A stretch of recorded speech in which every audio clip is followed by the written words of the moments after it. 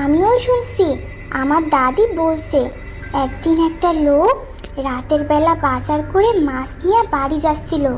তখন একটা মেছো ভূত এসে লোকটার হাত থেকে মাছ কেড়ে নিয়ে কাঁচা মাছ খেতে শুরু করে দেয়। তাই আমার নানু এমন একটা গল্প শুনাইছিল। এগুলো একদম সত্যি ঘটনা। কিন্তু আমার বাসার পাশে একটা জম্বি আছে জানো, ওরা নিশি রাত্রে বের হয় জানো, মানুষের ব্রেন খাওয়ার জন্য। সত্যি আমিন? হ্যাঁ হ্যাঁ। তুমি কি কখনো দেখছো? আমাদের বাসায় একটা ভূত আছে জানো, ওইটার নাম নিশি ভূত। একবারও আমারে পানিতে ফালাইয়া দিছে জানো। আমার তো ডর লাগছে এখন। জানো আমার নানু বলে সন্ধ্যার পরে ভাজা পোড়া খেয়ে বের হলে ভূতে ধরে।